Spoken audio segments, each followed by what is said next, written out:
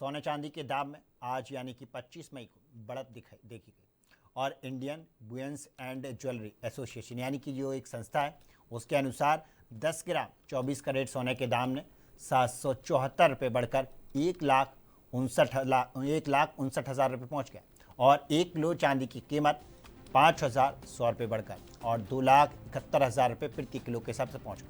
और इस साल सोने चांदी की कीमतों में तेज़ी देखी गई और सोना 2026 में अब तक 26,000 और चांदी 41,000 रुपये महंगी हुई है और 31 दिसंबर 2025 को 10 ग्राम सोना 1,33,000 रुपये था और जो अब 1,59,000 रुपये पहुँच गया है और वहीं चांदी 2,30,000 रुपये किलो थी और अब 2,71,000 रुपये प्रति किलो के हिसाब से पहुँच गई और इस दौरान 29 जनवरी को सोने ने 1,76,000 रुपये और चांदी ने 3,86,000 1 किलो के हिसाब से ऑल टाइम हाई की बढ़त बनाई थी, यानी कितना महंगा हो गया था। और अब हम आपको बताएंगे कि ज्वेलर से अगर सोना खरीदते समय इन दो बातों का आप विशेषकर ध्यान रखें।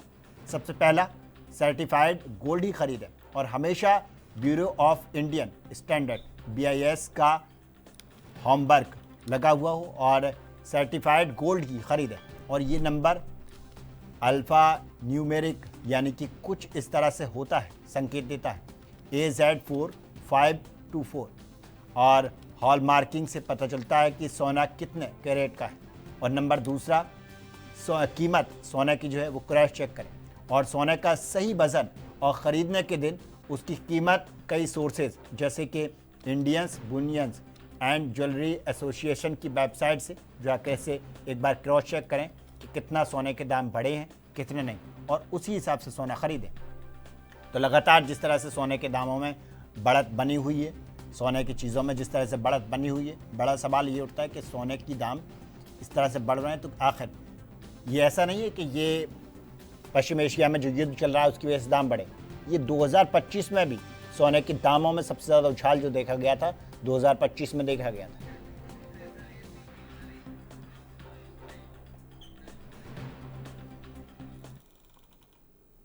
और इसी खबर पर हमारे साथ में प्रोफेसर AP तिवारी हैं, अर्थशास्त्री हैं।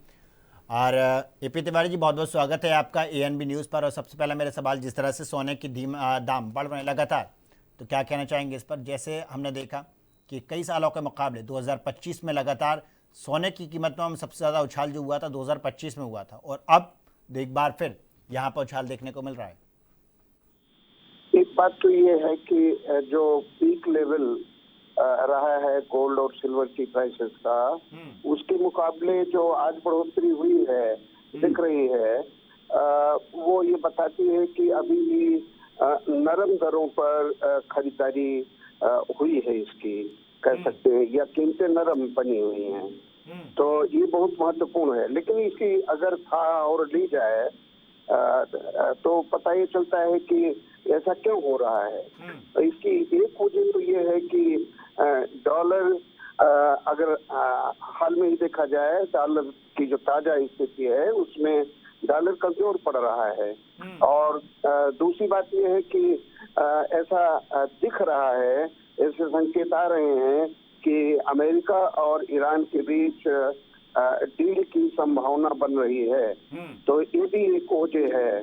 और एक तीसरा कारक बड़ा महत्वपूर्ण वो भी दिख रहा है कि अगर वैश्विक कहेंगे भू राजनीतिक जो स्थिति है उसमें नरमी आती है या वो उसमें स्थिरता आती है तो क्रूड की प्राइसेस भी घट रही हैं।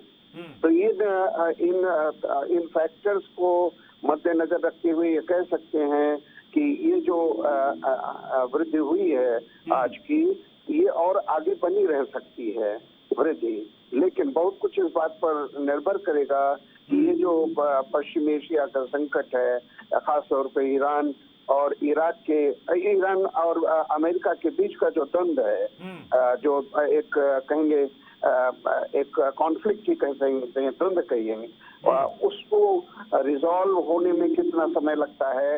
हालांकि जैसा मैंने अभी कहा कि संकेत तो इस बात के हैं, जो ट्रंप का वक्तव्य है उसको देखा जाए तो ये प्रतीत होता है कि जल्दी ही ईरान और अमेरिका में कोई न कोई डील होगी, समझौता होगा और उसके चलते एक कहेंगे शांति का माहौल बनने की तरफ दुनिया अग्रसर होगी। और ऐसा होता है तो स्टॉक मार्केट में भी स्थिरता आएगी, लेकिन वो भी करेक्शन का स्तर पाते हुए कहीं रुकेगा।